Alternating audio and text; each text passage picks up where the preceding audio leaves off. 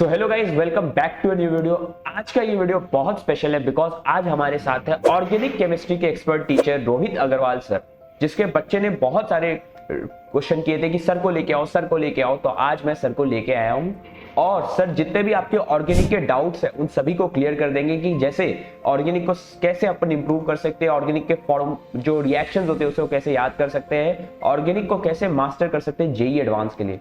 और एक चीज बताना चाहूंगा सर के लिए कि जब मैं न्यूक्लियस में पढ़ता था तो इनका इतना फैन फॉलोइंग था, इतना क्रेज था कि बच्चे अच्छे अच्छे बैचेस को छोड़ के इनके बैचेस में आते थे केवल ऑर्गेनिक पढ़ने के लिए, बिकॉज इनका जो ऑर्गेनिक पढ़ाने का तरीका है वो बहुत डिफरेंट है बाकियों को देखते हुए। तो चलिए आज इनसे बात करेंगे। सर आप एक छोटा सा इंट्रो दे देते बच्चों को अपने। बिल्कुल, सबसे पहले तो थैंक यू मुझे बच्चों के सामने लाने के लिए, बच्चों से इतना बढ़िया इंटरेक्शन करवाने के लिए। क्योंकि जो मैंने कमेंट सेक्शन में देखा कि बच्चों का जो प्यार था मेरे लिए, तो मैं चाहता था कि बच्चों से इंटरेक्ट करूं और इतना बढ़िया मुझे प्लेटफॉर्म मिला। आज हम उन सभी चीज़ों के बारे में बातें करेंगे, जैसे कि बच्चों के जो इश्यूज आपने अभी बताए हैं। तो आज हम इस वीडियो के जरिए बच्चों से कनेक्ट करेंगे और उनसे सभी चीज़ों को उनकी सॉल्व करेंगे। तो सर बहुत सारे क्वेश्चन है जो कि मेरे को आपको पूछने हैं। इनफैक्ट मैं भी आपसे इतने समय के बाद लाइक इनफैक्ट 3 इयर्स हो गए होंगे, ठीक है। तो इतने समय के बाद आपसे बात कर रहा हूँ। तो पहले तो बच्चों के डाउट्स पूछने हैं।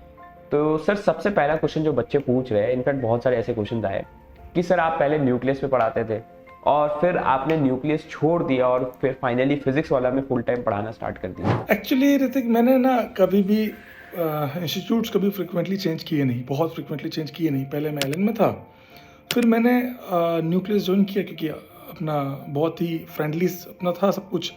तो उसके बाद जब अभी कोरोना के बाद जब चीज़ें थोड़ी सी फाइनेंशियली चीज़ें थोड़ी सी बिगड़ने लगी, कुछ चीज़ें ऐसे हो गई कि हमें फिजिक्स वाला में करना पड़ा। और दूसरी बार राइजिंग प्लेटफॉर्म था, बहुत बड़ा प्लेटफॉर्म है। तो हम जब उससे जुड़े तो फिर मैंने फिजिक्स वाला फाइनली फुली ज्वाइन कर लिया। तो क्या है ना कि प्रॉपर टाइम मैनेज नहीं हो पा रहा था। हम चीज़ें देख रहे थे कि ठीक है हो जाए, इधर हो जाए, लेकिन ठीक है। फिर हमने म्यूचुअल अंडरस्टैंडिंग से मैंने न्यूक्लियस को काफ़ी एक लंबे टाइम के बाद लेफ्ट किया और देन आई जॉइंड फिजिक्स वाला। एक्चुअली आज भी है कि क्या है ना, मैंने कम टाइम में काफ़ी चीज़ें अचीव कर ली। तो जैसे मुझे क्या देखता हूँ ना, कभी कभी मैं यहाँ आया तो यहाँ पे मैंने अभी अपने आप को फुल टाइम डिवोट किया। क्योंकि क्या होता है ना, आप भक्ति करें तो एक ही पूरी करें, हाफ हार्टेड नहीं चलता। तो मैंने अभी पूरी तरीके से फिजिक्स वाला ज्वाइन कर लिया। बाकी सर और एक कंसर्न है जो बच्चों को है अभी, लाइक इसमें तो सर मैंने ऑलरेडी कुछ वीडियोस बना दिए, बट स्टिल बच्चों को अभी भी इस पे प्रॉब्लम आ रही है कि क्या फिजिक्स वाला के जो मटेरियल्स है वो जेईई पॉइंट ऑफ व्यू से एनफ है। और सर इनफैक्ट कुछ ऐसे यूट्यूबर्स भी है जो कि फेमस है और उन्होंने भी ऐसे वीडियो बना दिया है कि ये जो मटेरियल है वो तो इवन जेईई मेंस के लिए भी फेमस नहीं है। तो बच्चों को फिर इससे डाउट आने लग गए। ये एक अननेसेसरी मुद्दा है जिसका कोई सेंस नहीं है। क्योंकि जेईई के लिए तो आप जितना करेंगे, एडवांस की बात करूं तो एडवांस के लिए तो आप जितना करेंगे उतना कम होता है। आपको इतना कुछ करना होता है कि आपको हर चीज़ कम ही लगेगी। तो जब मैं आपको एक सिंपल सा एग्जांपल देता हूँ, मैं पता है कोई बहुत बड़ी बात नहीं करूँगा, ये कर लो वो कर लो। मैं आपको सिंपल सी ट्रिक बताता हूँ। जब मैं बंसल क्लासेस में था, जब मैं पढ़ाई कर रहा था, उस समय भी हमने क्या किया, सबसे ज़रूरी चीज़ आपकी क्लास बहुत प्रॉपरली करनी चाहिए। बच्चा क्लास करता ही नहीं। क्लास उसको बहुत प्रॉपरली मतलब एक एक चीज़ दिमाग में, फिर डीपीपी, फिर मॉड्यूल। ऐसा कुछ नहीं है कि मॉड्यूल इनफ है, इनफ नहीं है। मैं आपको परफेक्टली बोल रहा हूँ कि फिजिक्स वाला के मॉड्यूल्स इनफ है। जो कमियां हैं वो और सही हो जाएंगी समय के साथ, वो तो सब में है, तो वो और अच्छे से हो जाएंगी। लेकिन मॉड्यूल कंप्लीटली इनफ है। आपको लगता है मैं तो क्लियर बोलता हूँ बच्चों को, आपको नोट्स के क्वेश्चंस ही बहुत होते हैं, वो डीपीपी और मॉड्यूल्स आप परफेक्टली कीजिए। आप जेईई मेंस तो आपको कोई रोक ही नहीं पाएगा। ऐसा कुछ नहीं है कि मॉड्यूल इनफ है या नहीं है, मॉड्यूल इनफ है। और अगर उस एंगल से सोचें तो जेईई के लिए तो कुछ भी इनफ नहीं है। तो आप बिंदास तरीके से मॉड्यूल सॉल्व कीजिए बिना किसी हिचकिचाहट के। कि बच्चों ने, मैं अभी ऑफलाइन पढ़ा रहा हूँ तो बच्चे बोलते हैं सर मॉड्यूल इनफ है, तो उनको मैं बोलता हूँ कि आपको इस पॉइंट पे सोचना ही नहीं है। ये एक अननेसेसरी कंट्रोवर्सी है जिस पे बच्चा दिमाग लगा रहा है। बच्चे को तो ब्लाइंडली फॉलो करना चाहिए कि सर ने बोल दिया कि मॉड्यूल करना है तो करना है, बात खत्म। तो ये सब चीज़ें कि मॉड्यूल इनफ है कि नहीं है, कंप्लीटली अननेसेसरी। आपको बिंदास तरीके से मॉड्यूल करना चाहिए और जितना हो सके क्लास डीपीपी और मॉड्यूल तीनों सॉल्व करना चाहिए। तो उसमें आपको बिल्कुल टेंशन वाली बात नहीं है। तो ये एक अननेसेसरी बात है। रही बात बुक्स की, सर कौन सी बुक्स हमें फॉलो करनी चाहिए हमें जेई या नीट के लिए, तो जैसे कि मतलब मैंने आपको बोला है कि बुक वो पार्ट है जो लास्ट में करना चाहिए। इवन मैं खुद 5 बुक्स का ऑथर हूँ, पर मैंने कभी अपनी क्लासेस में, अगर मैं बात करूँ अभी ऑफलाइन में, जैसे मैं जेई में बात कर रहा हूँ, तो जेई में मैंने कभी मेरी बुक का नाम भी नहीं लिया। क्यों? क्योंकि यार बच्चा पहले है ना यार, नोट्स कर ले, डीपीपी कर ले और मॉड्यूल कर ले, that is more than sufficient. तो उन सब चीज़ों की ज़रूरत ही नहीं है कि यार बुक्स करना है। नहीं, बुक्स कब करनी होती है? जब आप ये तीनों चीज़ें सॉल्व कर लें, उसके बाद अब आपको एक्स्ट्रा मटेरियल करना है, तब आप इन चीज़ों को सॉल्व कर सकते हैं। इसीलिए तो हम जानबूझ के हमारी मंजिल सीरीज़ लेके आए थे एडवांस की, उसमें बहुत अच्छे अच्छे क्वेश्चन एडवांस की मैंने करवाए। तो वो सब चीज़ें बात की हैं। पहली चीज़ आपकी है मॉड्यूल्स, डीपीपी एंड नोट्स। तो आपको इन सब चीज़ों पर सोचने की ज़रूरत नहीं है। और सर जैसा कि आपने कंट्रोवर्सी वर्ड यूज़ कर लिया, तो मेरे दिमाग में अचानक से एक कंट्रोवर्सी आ गई जो अभी ऑनलाइन में बहुत फेमस चल रही है और बच्चे सब मस्त उस कंट्रोवर्सी में लगे हुए हैं। मैं आपसे पूछना चाहूँगा कि आपको क्या लगता है कि कौन सही है, फिजिक्स वाला के अलग सर या फिर अमन दत्तरवाल सर? यार दोनों लीजेंड है यार। इस कंट्रोवर्सी एक ही मैसेज है, केवल एक मैसेज है मेरा बच्चों के लिए। इस लाइन पे मैं बहुत ज़्यादा बोलूँगा नहीं, क्योंकि इसमें क्या है, कुछ भी बोलना, अपनी बातों को पकड़ना है। तो इसमें एक ही बात बोलूँगा, इस पूरी कंट्रोवर्सी में बच्चों को बिल्कुल नहीं पढ़ना चाहिए। इसमें सबसे बड़ा नुकसान बच्चों का है। अगर बच्चे इस चीज़ में पढ़ते हैं, तो जैसे कि मैं ऑफलाइन लेने गया तो बच्चों ने पूछा सर ये वो, मैंने कहा आपको क्या मतलब इन सब चीज़ों से? आपको तो 1% भी इस कंट्रोवर्सी में पढ़ने की ज़रूरत है ही नहीं। बच्चों का काम है पढ़ना। मैं आपको एक बात बताऊँ, ये सब कंट्रोवर्सी सब टेम्प्ररी है। जब ये मुद्दा आया मॉड्यूल्स का, तो ये भी बहुत उछला। तो ये सब चीज़ें टेम्प्ररी। आप देखिए आज धीरे धीरे चीज़ें शांत हो गई। तो ये सब चीज़ें टेम्प्ररी हैं। आप परमानेंट जो है वो एक चीज़ है, बच्चे का सिलेक्शन, बच्चे का एडवांस में जाना, आईआईटी में जाना, किसी एनआईटी में जाना, किसी कॉलेज में जाना, वो ज़रूरी चीज़ है। तो आपको इस कंट्रोवर्सी में बिल्कुल नहीं पढ़ना चाहिए। आपको अपना काम, अपना आपका जो कर्म है, कॉलेज में जाना, वो ज़रूरी चीज़ है। तो आपको इस कंट्रोवर्सी में बिल्कुल नहीं पढ़ना चाहिए। आपको अपना काम, अपना आपका जो कर्म है ना, कर्म आपका जो कार्य है, वो आपको इतनी शिद्दत से करना चाहिए। आपको बिल्कुल इस कंट्रोवर्सी में पढ़ने की ज़रूरत नहीं है। तो यही मेरा एक बच्चों को क्लियर कट मैसेज है कि आप प्लीज़ इस कंट्रोवर्सी में नहीं पढ़िए। जी सर। एंड सर दूसरा चीज़ है, लाइक मैं भी इनफैक्ट फेस करता था, जब जैसे मेरे साथ प्रॉब्लम क्या होती थी, मेरे को ऑर्गेनिक याद नहीं रहती थी। और ऐसे बहुत सारे डाउट्स आए कि सर ऑर्गेनिक भूल जाते बार बार, मतलब कैसे इसको याद रख सकते हैं? Good one. एक्चुअली पहली बात तो मैं बात क्लियर करूंगा कि याद करना ही नहीं है। हाँ, लास्ट में आके हमें पता होना चाहिए कौन क्या करता है रिएजेंट, पर पढ़ते वक्त अगर आपने दिमाग में रख लिया कि हमें याद ही करना ही है, तो आप कभी ऑर्गेनिक सीख ही नहीं पाएंगे। हमेशा लर्न, सीखने पे ध्यान दीजिए।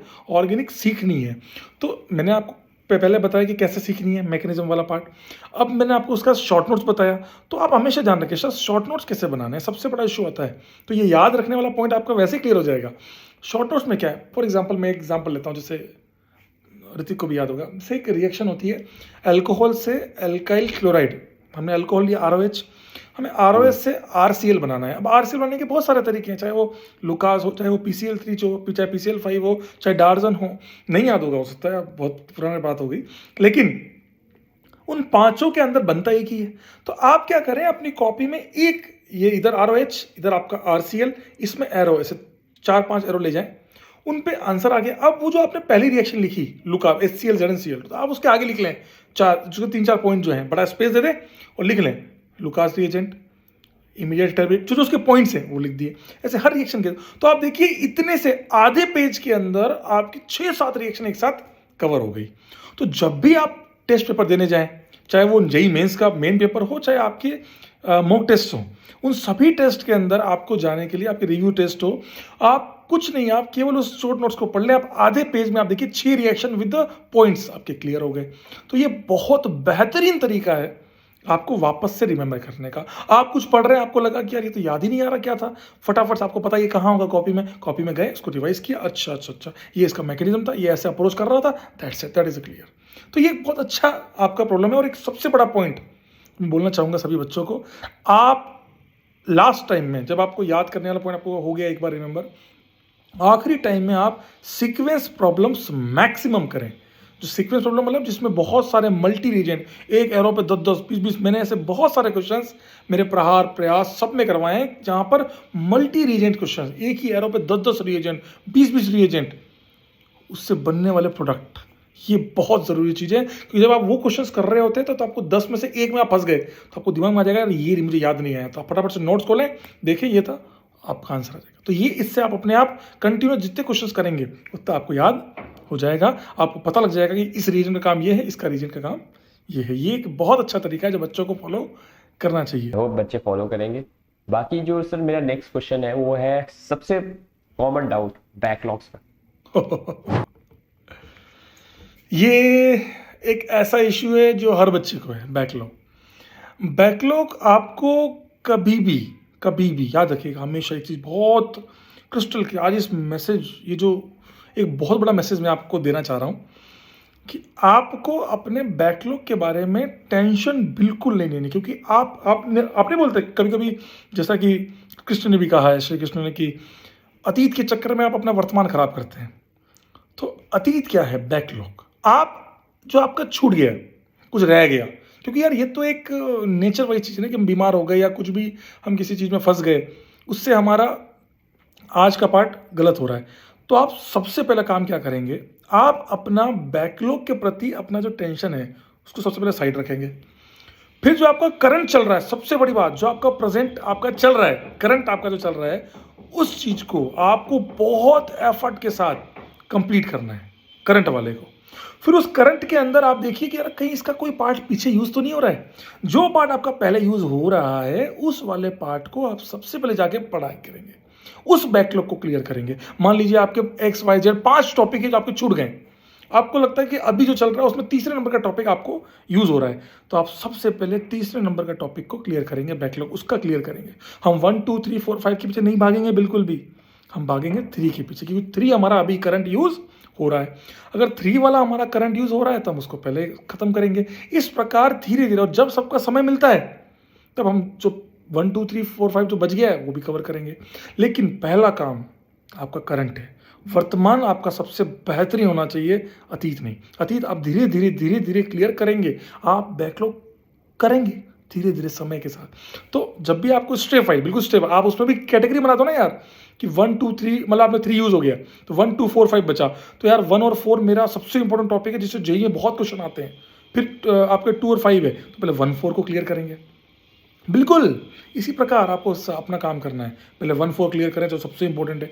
तो आप जितना आप हो सकता है उतना आप स्टेप वाइज चीज़ों को क्लियर करें, बहुत एफिशिएंटली आप करंट टॉपिक को समझें। तो मेरा बैकलॉग के केस में आखिरी संदेश यही है कि आप अपने करंट के साथ बिल्कुल समझौता नहीं करेंगे। अपने बैकलॉग के कारण आप दिमाग को बिल्कुल हावी नहीं होने देंगे कि यार बैकलॉग है, निकाल दो दिमाग से, बैकलॉग है, कर लूँगा क्लियर, सर ने बोला है मैं क्लियर करूँगा तो कर लूँगा। कैसे? जैसे मैंने आपको अभी बताया, करंट के साथ धीरे अपना काम करते चलें। So that is the best part two complete your backlogs. Finally thank you sir आने के लिए सेशन में, बिकॉज बच्चों के लिए काफ़ी हेल्पफुल रहा है ये सेशन, बिकॉज ऑर्गेनिक के लिए उनको बहुत प्रॉब्लम हो रहे थे, वो डिमांड भी कर रहे थे कि रोहित अग्रवाल सर को लाओ, एंड सर आपने अपना प्रीशियस टाइम निकाला, थैंक्स अ लॉट सर। बाकी सर ऐसे ही आगे भी अपन इंटरेक्ट करते रहेंगे। अगर बच्चों को कोई और प्रॉब्लम आ रहा है कि लाइक अपन इस सेशन में आंसर नहीं कर पाए बिकॉज लिमिटेड टाइम का सेशन था, तो आप अपने कमेंट सेक्शन में लिख सकते हो, तो मैं सर के साथ आइदर एक और वीडियो बना लूंगा या फिर कभी लाइव जाके आपके जो भी डाउट्स है उसको क्लियर कर लूंगा। सो ऐसे ही सेशंस आते रहेंगे चैनल पे, तो चैनल को सब्सक्राइब कर लेना, एंड अगर वीडियो अच्छी लगी तो लाइक एंड शेयर जो करना है कर लेना। बाकी मिलते हैं नेक्स्ट वीडियो पे। बिल्कुल, थैंक्स फॉर वॉचिंग। बिल्कुल, by two all of you. मैंने लिंक दिया है अपने टेलीग्राम का डिस्क्रिप्शन में, आप उसको ज्वाइन कर लेना। आप उसमें जो मटेरियल चाहिए सब है, बिंदास तरीके से सॉल्व करते रहिए, पढ़ते रहिए, मस्त रहिए, व्यस्त रहिए, बस बाय बिजी बाय, रहिए। Thanks for watching, bye bye.